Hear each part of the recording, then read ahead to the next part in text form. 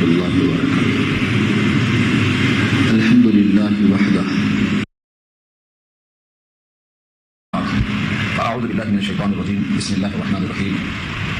وَلَقَدْ أَرْسَلْنَا مُوسَىٰ بِآيَاتِنَا وَسُلْطَانٍ مُّبِينٍ إِلَىٰ فِرْعَوْنَ وَهَامَانَ وَقَارُونَ فَقَالُوا سَاحِرٌ كَذَّابٌ فَلَمَّا جَاءَهُم بِالْحَقِّ مِنْ عِندِنَا قَالُوا اقْتُلُوا أَبْنَاءَ الَّذِينَ آمَنُوا مَعَهُ وَاسْتَحْيُوا نِسَاءَهُمْ وَمَا كَيْدُ الْكَافِرِينَ إِلَّا فِي ضَلَالٍ إِلَىٰ آخِرِ الْآيَةِ. صدق الله العلي العظيم وصدق رسوله النبي الكريم ونحن على ذلك من الشاهدين والشاكرين. اللهم ألهمنا رشدنا وأعذنا من شرور أنفسنا. اللهم وفقنا لما تحب وترضى من القول والفعل والنية.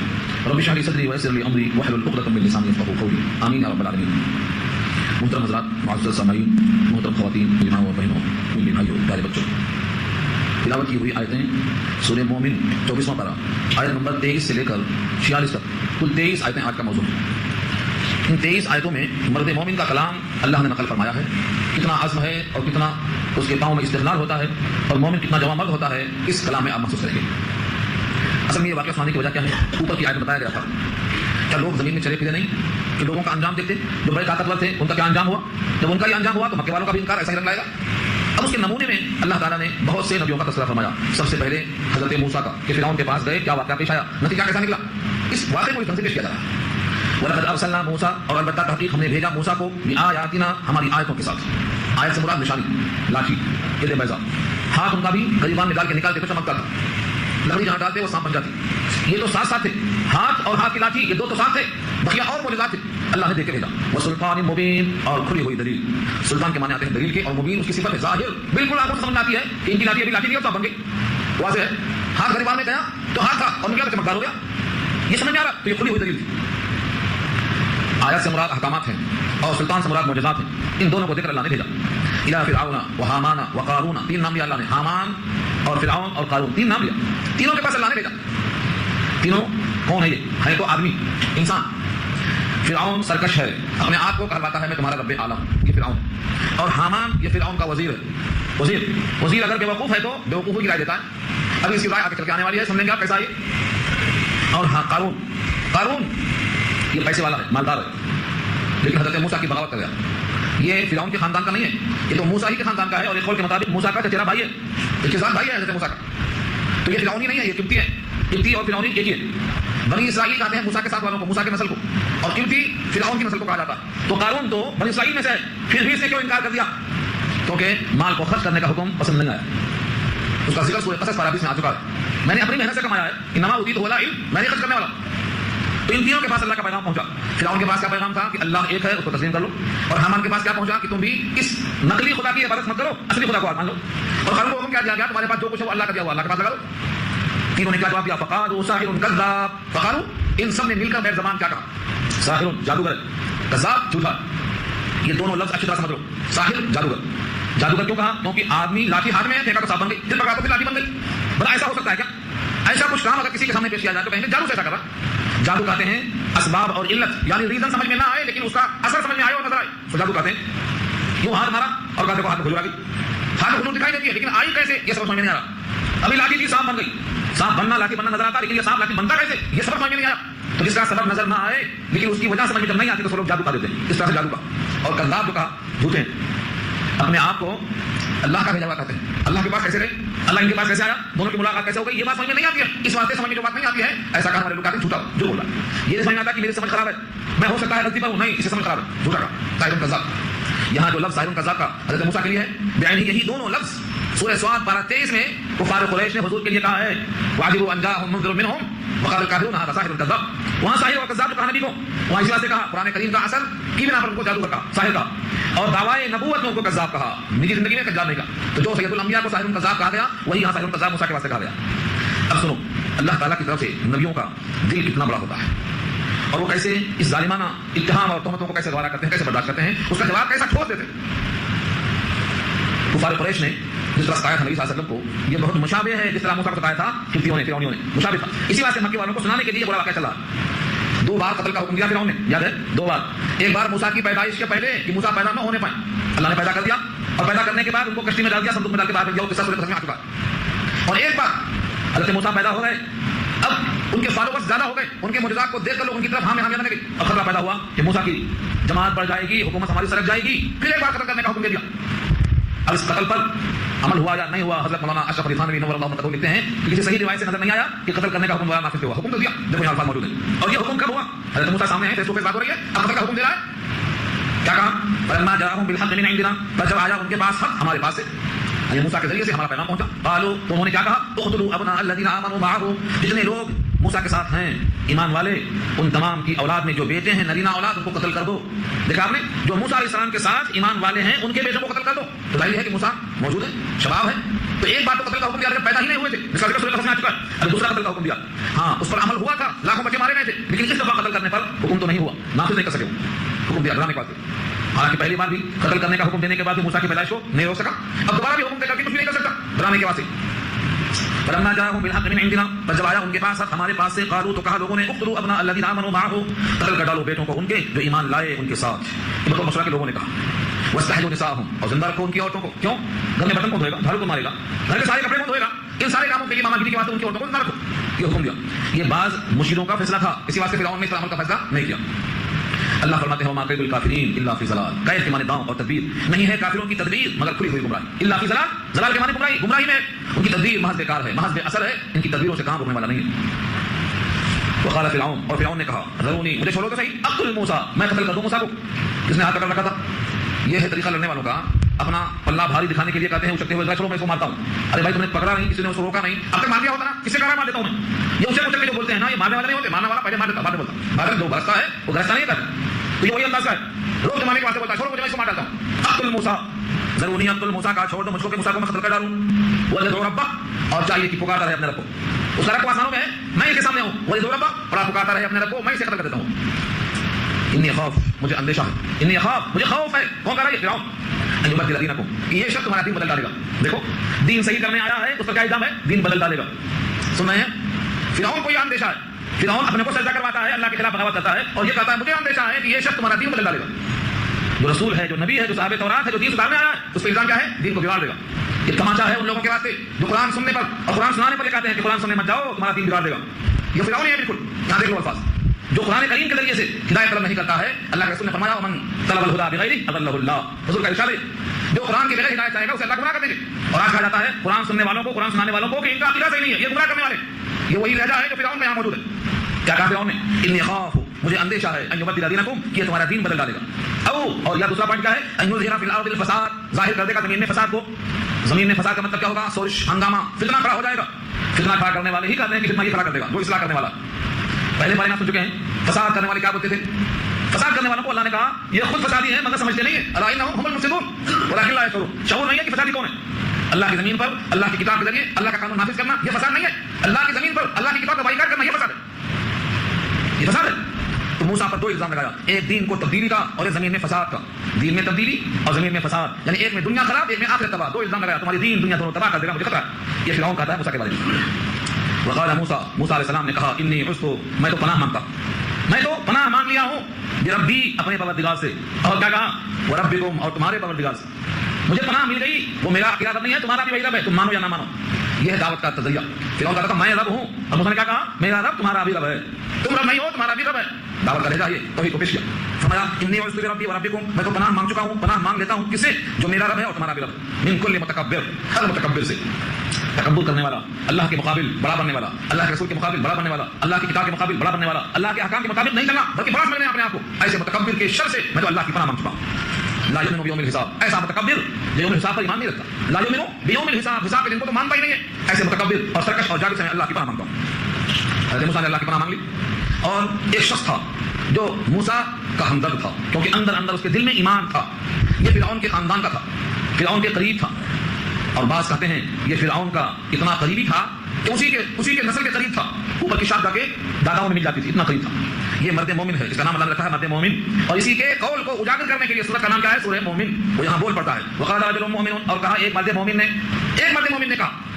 اللہ کو کتنا پسند آیا ہوگا کہ اس کے نام پر ایک کلام اللہ کی صورت نازل کر دی, اور اپنے عرش عالم پر اس صورت کا نام کیا رکھا ہوگا؟ مرد مومن. مومن کا نام رکھا اللہ نے. کیوں پسند کیا ہوگا؟ کیونکہ فرعون کے سامنے زبان کھولنا آسان نہیں تھا, گردن کا خطرہ تھا.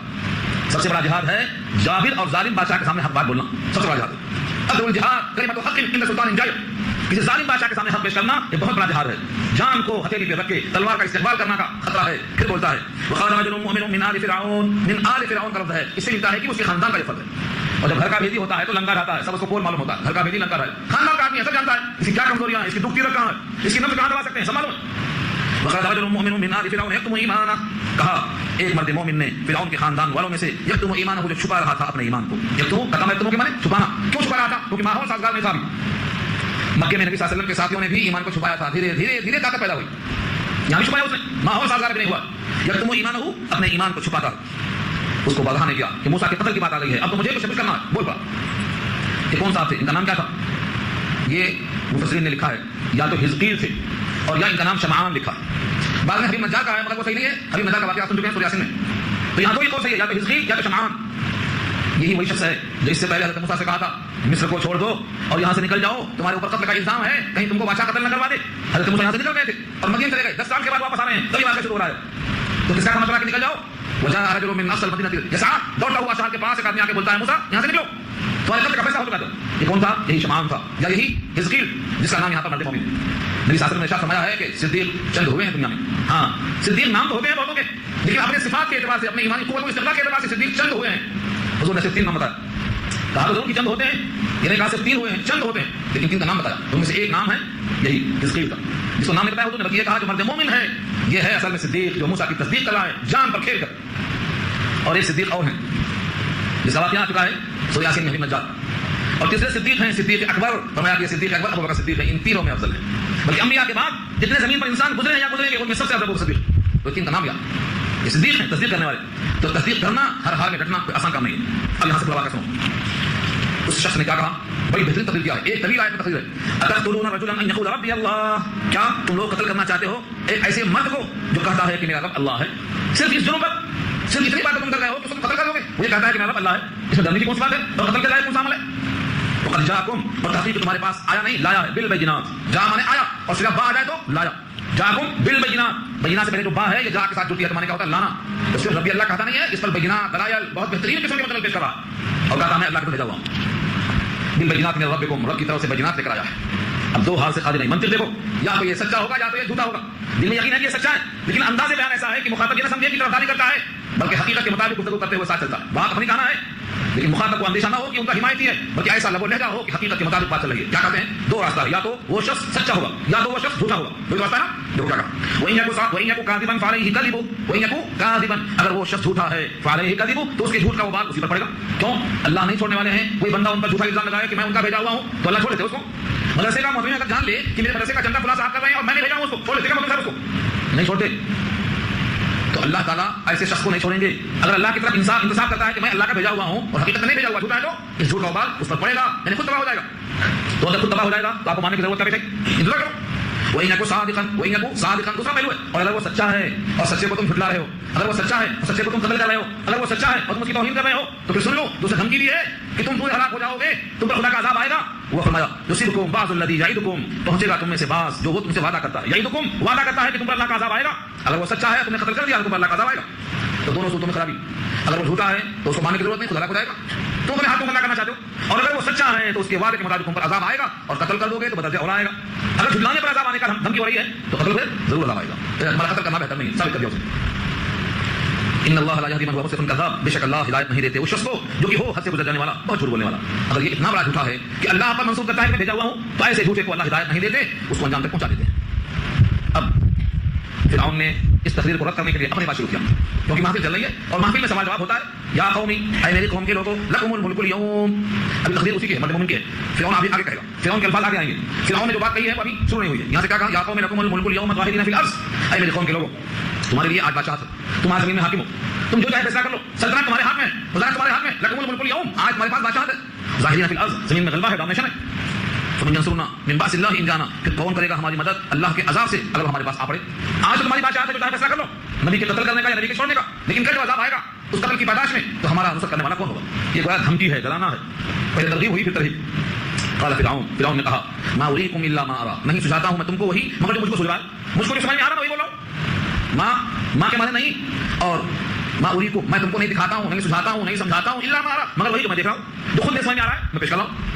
وما اهديكم الا سبيل الرشاد، اور تم کو میں ہدایت نہیں کرتا ہوں مگر سیدھے راستے. رشاد کے معنی رشد یعنی مصلحت کا راستہ، سچائی کا راستہ، عین مصلحت کا راستہ ہے یہ کہ حکومت کے لیے جو کانٹا ہے اسے قتل کر کے ختم کرنا چاہیے. بادشاہت والا انسان کبھی نہیں چاہتا ہے کہ ایک لفظ بھی سن لے مملکت کے خلاف، جو بھی کھڑا ہوا وہ باقی ہے قتل کرو. یہ کہا ہے مملکت کی مصلحت میں بات کر رہا ہوں. یہ سبیل الرشاد کی نگاہ حکومت بچنا ہمارا غلبہ باقی رہنا چاہیے. وقال الذي آمن یا قوم، اور وہ شخص جس نے ایمان قبول کر لیا تھا اندر پھر بولتا ہے یا قومی، اے میری قوم کے لوگوں، انی اخاف علیکم مثل یوم الاحزاب، بے شک مجھ کو اندیشہ ہے تم پر مثلا جیسے یوم الاحزاب. احزاب جمع ہے حزب کی، گروہ سے مراد ہے جن لوگوں پر عذاب آیا ان گروہوں کے انجام کا جو خطرہ ہے وہ تم پر مجھے ہو رہا ہے. یعنی عاد نے، سمود نے اور قوم فرعون نے نبیوں کا جو انجام کیا تھا انکار کر کے پوری قوم ہلاک کر دی گئی تھی، ان گروہوں کا جو انجام ہوا ہے اسی طرح تمہارے پر ہلاکت آئے گی. مجھے اس کا اندیشہ ہے. یہ دھمکی. اب وہاں سے نام بتایا مثل دأب قوم نوح، جیسے قوم نوح کی عادت تھی، وعاد اور قوم عاد کی عادت تھی، وثمود اور ثمود کی عادت تھی. مثل دأب کے معنی آتے ہیں طریقے کے، جیسے کہ قوم نوح اور قوم عاد اور قوم ثمود، والذین من بعدهم، اور وہ لوگ جو ان کے بعد ہوئے ہیں یعنی قوم لوط علیہ السلام. قوم لوط کا ان سب پر کیا ہوا؟ اللہ کا ایک ایسا عذاب آیا کہ تہس نہس ہو گئی. اے لوگوں اگر تم نہیں مانیں گے تو تم پر بھی ایسا عذاب آئے گا. مجھ کو اندیشہ. وما اللہ یرید ظلما للعباد، اور اللہ ظلم نہیں کرتے بندوں پر. اللہ بندوں پر ظلم کرنے کا ارادہ نہیں کرتے. یعنی جتنے لوگوں کو ہلاک کیا گیا ہے ان پر اللہ نے ظلم نہیں کیا ہے بلکہ بندوں کے کرتوت کی وجہ سے ان کو ہلاک کیا گیا ہے. اور انہیں میں سے ایک ہے انبیاء کو قتل کرنا، انبیاء کی تکذیب کرنا، انبیاء کی توہین کرنا.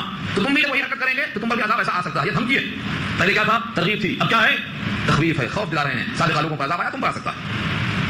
وَيَا قَوْمِ إِنِّي أَخَافُ عَلَيْكُمْ يَوْمَ التَّنَادِ، اور اے میری قوم کے لوگوں بے شک مجھے اندیشہ ہے تم پر یوم التناد کا. تناد کس سے بنا ہے؟ ندا سے تناد ہے. اور ندا کے معنی آواز لگانا. قیامت کا ایک نام ہے یوم التناد. کیوں؟ پکار، شور و غل، ایک ہنگامہ. کس کی آواز ہوگی؟ سب سے خطرناک آواز تو خود قیامت کی ہوگی، سور کی. ہنگامہ، قیامت الکبریٰ کا اللہ نے اس کو. شور ہوگا، ہنگامہ ہوگا. زمین پر آسمان کا ایک ٹکڑا گرنے والا ہے تو لوگ پریشان ہیں. چاند کا کچھ حصہ گرنے والا ہے تو پریشان ہے. یہاں پورا آسمان گر جائے گا تو پریشان ہوں گے. کیسی آواز آئے گی؟ ایک چھت گرنے کی آواز کو ہم برداشت نہیں کر سکتے. یہاں آسمان، ساتوں آسمان گرنے والا ہے، کیا ہوگا؟ تو شور غل ہوگا. ایک دوسرے کو لوگ پکاریں گے. کون کون پکاریں گے؟ کلام اللہ کی بہت ساری آیتیں. ونادى اصحاب الجنہ، کون پکاریں گے؟ نادى اصحاب النار، نادى اصحاب الاعراف. خدا رات کو اعراف والے پکاریں گے، جہنم والے پکاریں گے، جنت والے پکاریں گے. کتنے لوگ پکاریں گے؟ ونادوا یا مالک، اے داروغ جہنم، جہنم پکاریں گے. تو ندا ہی ندا ہوگی، ہر طرف سے آواز ہی آواز آئے گی. اور اللہ کی طرف سے بھی آواز آئے گی. لمن الملک اليوم، آج کس کی بادشاہت ہے؟ یہ بھی تو ندا ہے. ہر قسم کی آواز آئے گی. بہت ساری آیتیں موجود ہیں کہ اس دن کتنی آواز ہوگی. اس کا نام کیا ہے؟ یوم التناد. اندیشہ ہے جس میں کثرت سے ندائیں ہوں گی. یوم تولون مدبرین، جس دن تم بھاگو گے پیٹ پلٹا کر. تولون کے معنی بھاگنا، مدبرین پشت دکھا کر دولت کی طرف بھاگو گے. ما لکم من اللہ من عاصم، نہیں ہے اللہ کے مقابل تمہارے واسطے کوئی بچانے والا، کوئی اللہ کے عذاب سے تم کو بچانے والا نہیں. سب کے سب اسی میں مبتلا ہوں گے. اتنی ہدایت کی باتیں سننے کے بعد اگر دل میں ہدایت نہیں آتی ہے تو سمجھ لو کہ جس کو اللہ گمراہ کر دیں اس کا ہادی کوئی نہیں. ومن یضلل اللہ، اور جس کو اللہ گمراہ کر دے فما لہ من ہاد، تو نہیں ہے اس کے لیے کوئی ہدایت کرنے والا. ہادی اس میں فاعل ہے، ہدایت کرنے والا. راستہ دکھا سکتے ہیں آپ لیکن منزل تک نہیں پہنچا سکتے، گھر تک نہیں پہنچا سکتے، دل میں ایمان نہیں اتار سکتے.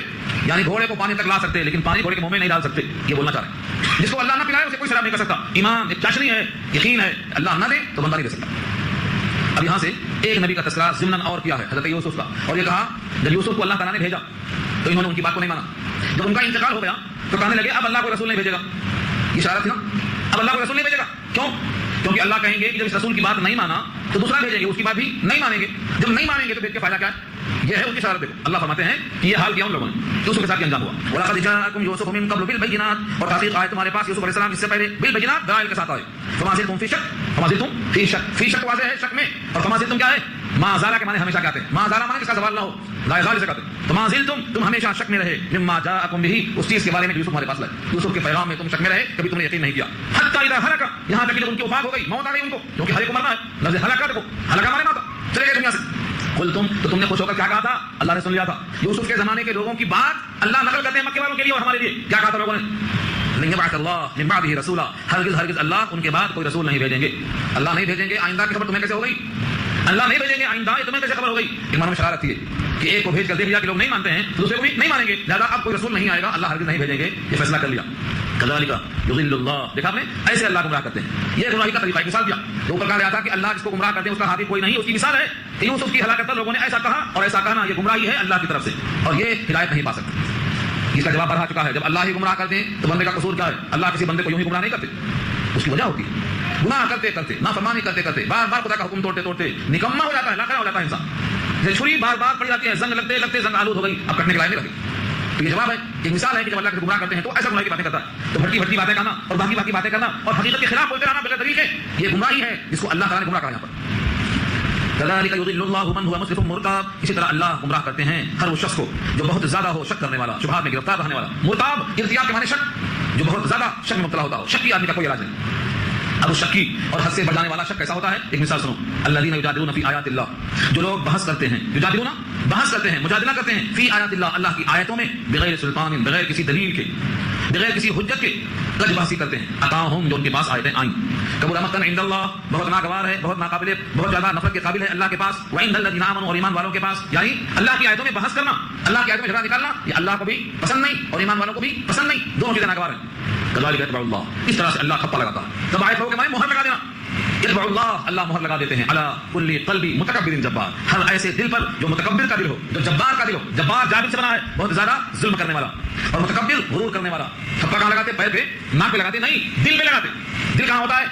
دل تک تو ہاتھ کسی کا جاتا نہیں ہے, سینوں کے اندر بند کیا ہے, آگے سے سینے کی ہڈی ہے اور پیچھے سے ریڑھ کی ہڈی ہے, اور اس کے اندر سے کیا ہوا ہے دل, اس پر تھپا لگاتے. اللہ فرماتے ہیں تو کہا دل پر تھپا لگاتے, پیشانی پر لگاتے, ناک پہ لگاتے. فرمایا نہیں, اللہ تھپا لگاتے ہیں گناہی کا, تو دل پہ لگاتے. اور اس کو سنا ہے یاد, الا فی کل جسدکم مضغہ اذا صلحت صلح الجسد کلہ واذا فسدت فسد الجسد کلہ الا وہی القلب. اگر ہو تم میں سے ہر ایک کے جسم میں ایک گوشت کا لوتھڑا ہے, جب وہ صحیح ہوتا ہے سارا جسم صحیح ہوتا ہے, اور جب وہ بگڑ جاتا ہے سارا جسم بگڑ جاتا ہے. اور یاد رکھو وہ دل ہے, دل بادشاہ ہے. دل اگر برا ہو گیا تو سارے اعمال برے ہو جائیں گے. دل برا ہوا تو آپ کی زندگی بری ہو جائے گی. دل میں خرابی پیدا ہو گئی, دنیا کا کوئی ڈاکٹر آپ کو بتا نہیں سکتا. کہے گا مت جائے, پیر خرابی ہوئی, پیر کاٹ دے گا, بچے گا, دونوں ہاتھ کاٹ دے گا, بچے گا. لیکن دل میں خرابی ہو گئی تو اسے کوئی بچا نہیں سکتا, اس کو مرنا ہے. یہاں کی ہلاکت مت سمجھو, دل کی خرابی ہوگی تو جہنم میں جائے گا. کیونکہ دل جب اللہ کے پاس آئے گا تو اللہ دیکھیں گے اس دل میں میں ہوں یا میرا غیر ہے. ابراہیم کی تعریف کیا اللہ نے, کیونکہ ان کے دل کو اللہ نے کہا نروگی ہے, اس میں کوئی روگ نہیں ہے. الا من اتى الله بقلب سلیم, سلیم کا صحیح سالم ہے, اس کے دل میں صرف میں ہوں, میری محبت. نہ گھر کی ہے, نہ بیوی کی ہے, نہ اولاد کی ہے, نہ وطن کی ہے, نہ باپ کی ہے, سب کو چھوڑ دیا ہے خدا کے واسطے.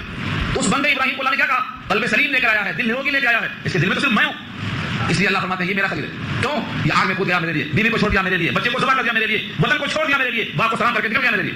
یہ ہے میرا تو دل ہے جس پہ تھپا لگتا ہے گمراہی کا, ہدایت کا.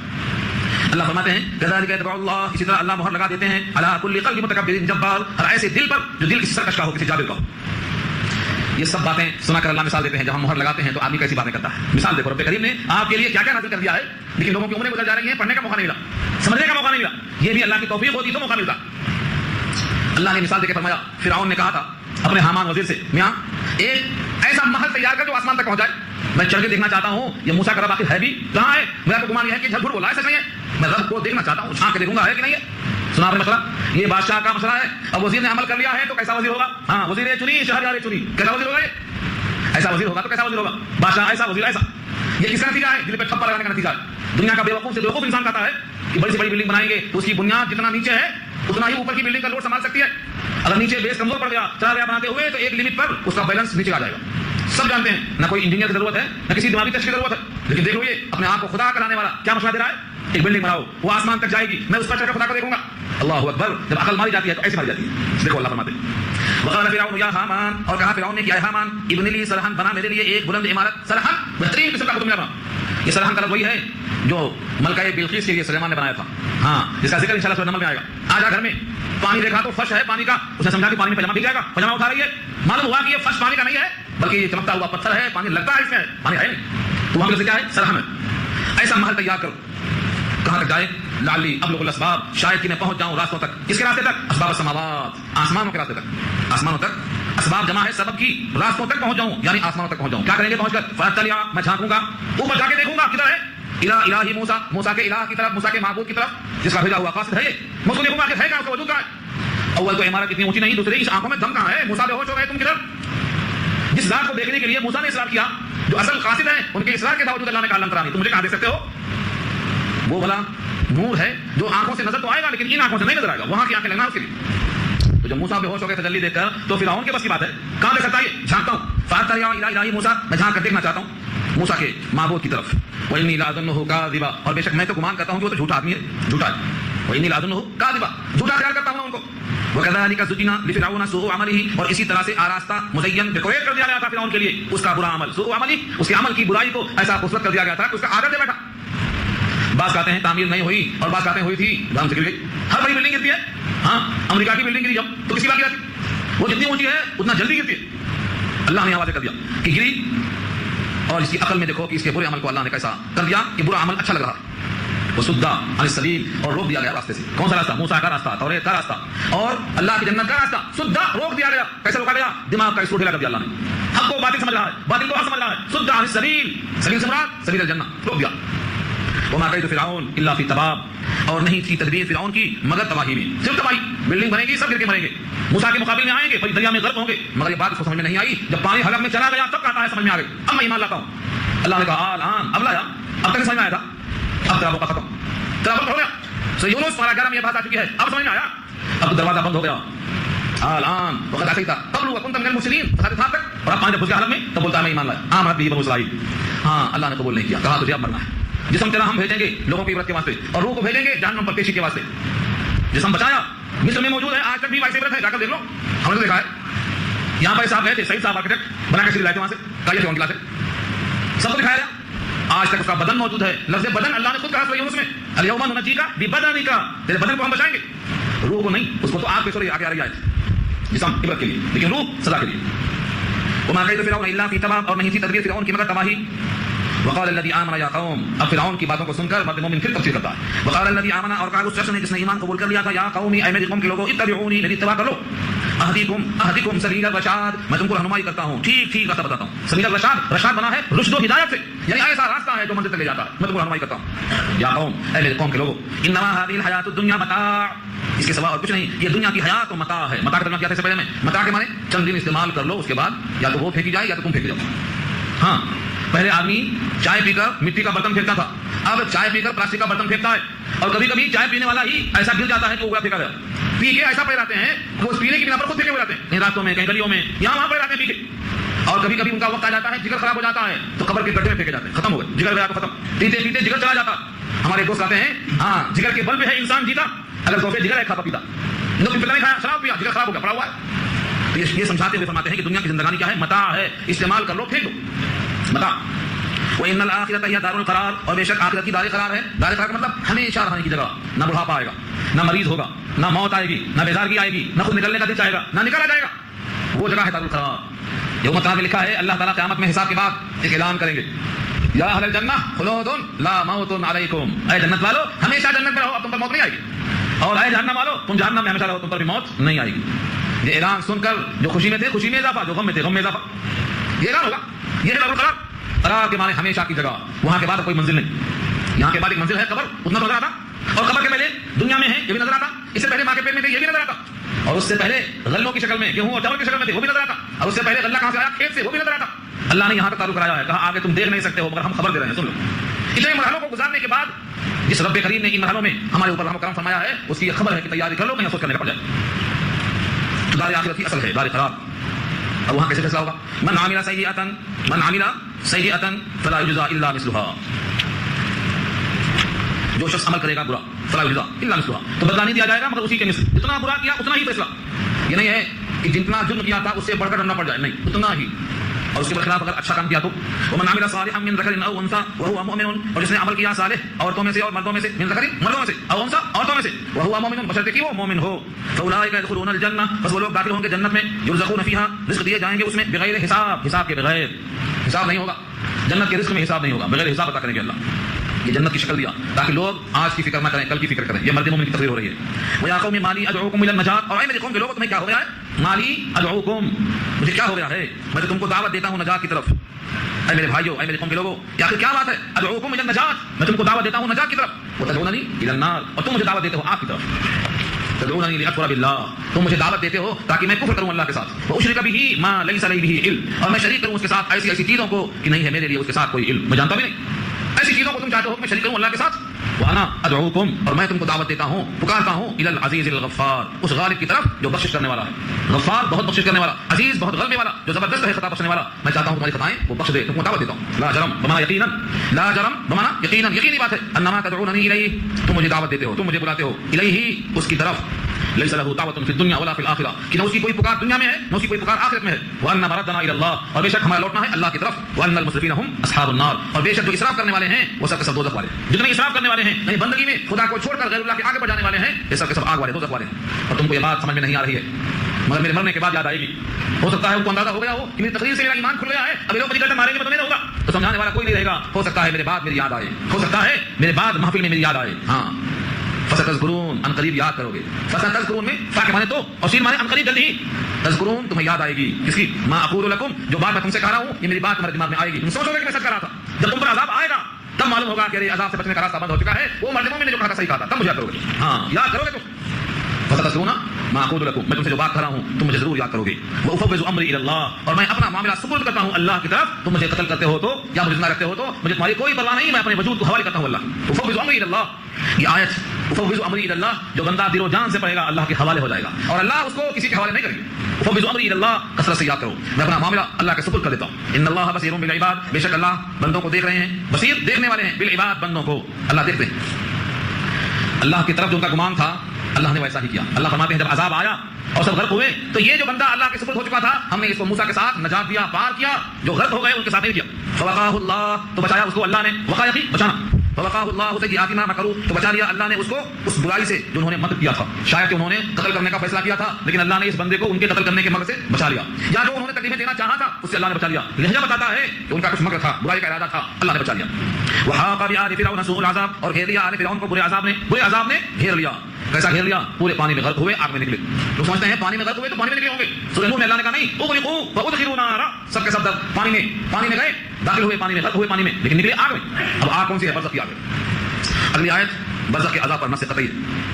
النار قبر کا عذاب لوگ کہتے ہیں کہاں ہے قرآن میں؟ یہ آیت کر لو. النار یعرضون علیہا آگ پیش کی جاتی ہے ان پر غدوا وعشیا صبح شام روزانہ ان پر آگ پیش کی جاتی ہے. یہ کون لوگ ہیں؟ یہ آل فرعون کے ساتھ پورا لاؤ لشکر جتنے ہیں سب آگ پر پیش کیے جاتے ہیں یا آگ ان پر پیش کی جاتی ہے. حدیث میں آتا ہے جس طرح شہداء کی روحوں کو سبز پوٹوں میں رکھا جاتا ہے پرندے میں لے کے اڑتے ہیں ایسے ان کی روحوں کو اللہ نے سیاہ پرندوں کے پوٹوں میں رکھا ہے اور روزانہ ان پر جہنم کی آگ پیش کی جاتی ہے. روزانہ آج بھی روزانہ صبح شام ان پر آگ پیش کی جاتی ہے. حدیث میں آتا ہے ہر مرنے والے کا انجام اگر جنت ہے تو جنت دکھائی جاتی ہے اور جہنم بھی دکھائی جاتی ہے بتانے کے لیے. ہر آدمی کے دو گھر ہیں ایک جنت میں ایک جہنم میں. اگر بندہ جنت کے لائق بن جاتا ہے تو فرماتے ہیں دیکھو تیرا مقام جنت ہے یہ ہے جو تجھے ملنے والا ہے اور یہ جہنم کا گھر تیرا ہے تجھ کو اس سے آزاد کر دیا گیا ہے تیرے ایمان کی وجہ سے. اور اگر جہنمی ہے تو جنت دکھا کر بولتے ہیں تیرے لیے یہ گھر تھا لیکن تو نے اس کو کھو دیا ہے. اب تیرے وہاں جہنم میں یہ گھر ہے تم نے جو حاصل کیا ہے اپنے کفر کے وجہ تو اس طرح سے حسرت میں اضافہ اور کسی کی خوشی میں اضافہ. تو دو مکان ہر ایک کے پاس بنا کر رکھا رب کریم نے. بندہ یہ نہ کہے کہ میرا انتظام نہیں کیا تھا ہم نے انتظام کیا تھا مگر تم نے یہ کھو دیا. تو یہ آگ برزخ میں روزانہ پیش کی جاتی ہے اور جب قیامت کا دن آئے گا ویوم تقوم الساعہ اور جب قیامت قائم ہوگی ادخلوا تو حکم ہوگا کہ داخل ہو جاؤ. کہاں؟ آل فرعون اے فرعون کے لوگوں اشد العذاب نہایت سخت آگ میں داخل ہو جاؤ جب تک کہ واسطے ان کو چھٹی ہے. اس آیت کو نص قطعی کہا گیا ہے کہ برزخ میں عذاب قبر کا ہوتا ہے. یوں تو بخاری میں باب ہے باب اس باب عذاب القبر. اس پر ہم نے مکمل بحث کی ہے مٹی کے گھر میں ہماری سری بہت لوگوں کو نہیں مل سکے مٹی کے گھر میں بحث کی ہم نے. تو یہ آیت نص قطعی ہے عذاب قبر کے بارے میں کہ آگ صبح شام پیش کی جاتی ہے برزخ میں اور جب دن قیامت کا آئے گا تو حکم ہوگا کہ داخل ہو جاؤ سب عذاب میں. یہاں پر ہماری بات پوری ہو گئی الحمدللہ. 46 نمبر کی آیت پر بات ختم ہو رہی ہے یعنی 23 آیتوں کو آج پیش کیا گیا ہے. اب یہاں سے لے کر جو برزخ میں جھگڑا ہوگا اتباع کرنے والے اتباع کرانے والے دونوں باندھ جھگڑا کریں گے. یہ گفتگو انشاءاللہ آئندہ آئے گی. اور دعا کر لیجیے بعد میں مشورہ کریں گے. الحمدللہ رب العالمین.